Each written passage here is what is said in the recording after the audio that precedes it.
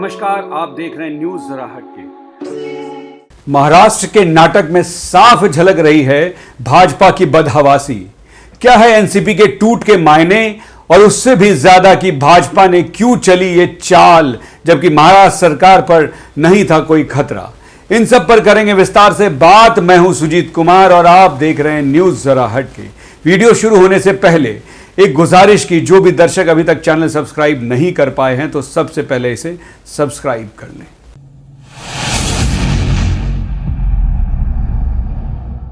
महाराष्ट्र में करीब एक साल पहले जोड़ तोड़ से बनी भाजपा और विखंडित शिवसेना की सरकार को विधानसभा में आरामदायक बहुमत हासिल था और उसे किसी अतिरिक्त समर्थन की दरकार नहीं थी। इसके बावजूद भाजपा ने राष्ट्रवादी कांग्रेस पार्टी यानी एनसीपी को तोड़कर उसके 9 विधायकों को मंत्री बना दिया। इस घटनाक्रम से एक बार फिर साबित हुआ कि जोड़ तोड़ की राजनीति में नरेंद्र मोदी युगीन भाजपा न सिर्फ माहिर है बल्कि तोड़ फोड़, जोड़ तोड़ और खरीद फरोख्त की राजनीति ही उसका परम धर्म है। इस घटनाक्रम से यह भी जाहिर हुआ है कि आगामी लोकसभा चुनाव के लिए विपक्षी दलों को अपने खिलाफ एकजुट होते देख प्रधानमंत्री नरेंद्र मोदी बेहद हैरान, परेशान और बौखलाए हुए हैं।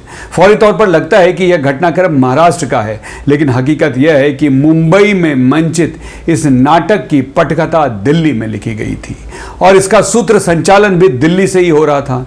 गौरतलब है कि पिछले सप्ताह प्रधानमंत्री नरेंद्र मोदी भोपाल गए थे, याद होगा आपको। वहां उन्होंने अपनी पार्टी के एक कार्यक्रम को संबोधित करते हुए विपक्षी नेताओं के कथित घोटाले गिनाए थे और उसी सिलसिले में एनसीपी के नेताओं पर 70,000 करोड़ के घोटालों का आरोप लगाया था। महाराष्ट्र सरकारी बैंक घोटाला, सिंचाई घोटाला, खनन घोटाला आदि का जिक्र करते हुए इसमें शामिल नेताओं के खिलाफ कार्रवाई की चेतावनी दी थी।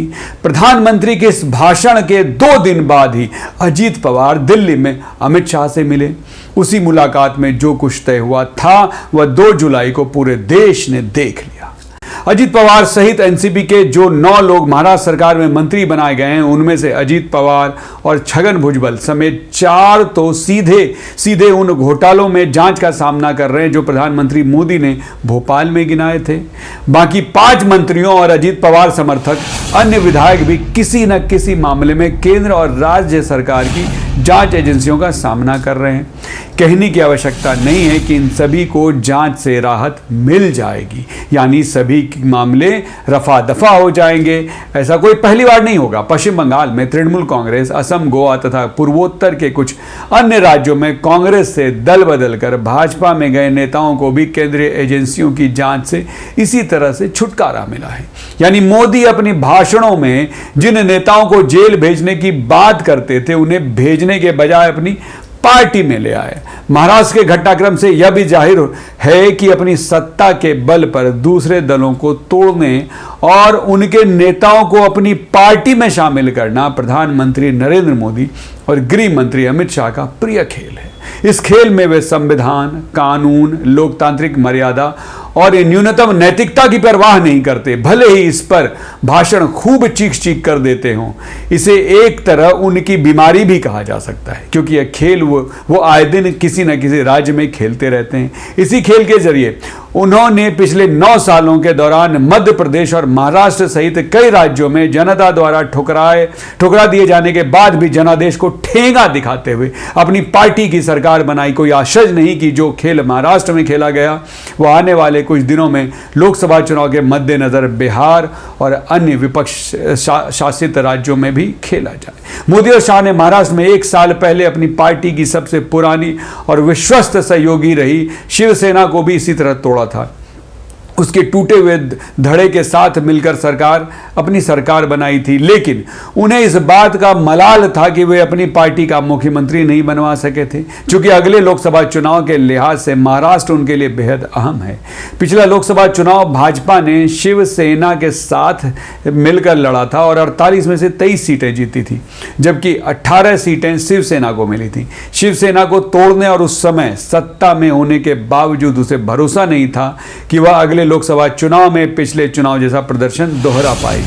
उसे उद्धव ठाकरे की शिवसेना, एनसीपी और कांग्रेस के गठबंधन के मुकाबले अपनी स्थिति बेहद कमजोर लग रही थी, इसलिए अब उसने एनसीपी को तोड़ दिया लोकसभा चुनाव के मद्देनजर उसके लिए यह भी जरूरी था कि महाराष्ट्र में उसका अपना यानी भाजपा का मुख्यमंत्री हो। एनसीपी के टूटे हुए धड़ों को अपने साथ लाकर उसने यह स्थिति बना ली है कि अब वह एकनाथ शिंदे की जगह अपना मुख्यमंत्री बना सकती है। अगर शिंदे को मुख्यमंत्री पद से हटा भी दिया गया तो भाजपा को कोई नुकसान नहीं होना है, क्योंकि भाजपा के साथ बने रहना शिंदे की अब मजबूरी होगी। एनसीपी को तोड़कर उसके एक धड़े को अपने साथ लाकर भाजपा ने महाराष्ट्र में अपनी सत्ता के पाए जरूर मजबूत कर लिए हैं, लेकिन एनसीपी के टुकड़े हुए धड़ों से उसे लोकसभा चुनाव में कोई फायदा शायद ही मिल सके।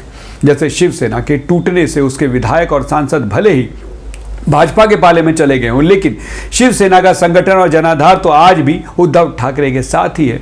इसी तरह एनसीपी के विधायकों और सांसदों को बहुमत भले ही तात्कालिक फायदे के लिए भाजपा के साथ चला गया हो, लेकिन एनसीपी का मतलब तो शरद पवार ही है। जितने भी विधायक और सांसद टूटकर भाजपा के साथ गए हैं, उनमें से किसी की भी, यहां तक कि अजीत पवार की भी हैसियत अपने दम पर चुनाव जीतने की नहीं है या किसी को जिताने की नहीं है। वे सब शरद पवार के नाम पर चुनाव जीतते रहे हैं। इसलिए भाजपा आने वाले दिनों में एकनाथ शिंदे को हटाकर अपना ही मुख्यमंत्री भले ही बना ले और खुश हो जाए, लेकिन लोकसभा चुनाव में उसी खुशी का मिलना आसान नहीं है। तो ये थी महाराष्ट्र की राजनीति पर हमारी पूरी रिपोर्ट।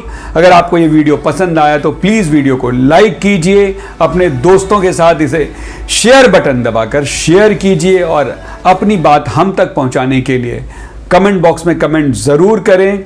इसके साथ ही मेरे वो दर्शक, मेरे वो दोस्त जो अभी तक हमारे इस चैनल को सब्सक्राइब नहीं किए हैं, तो प्लीज़ हमारे चैनल को सब्सक्राइब करिए।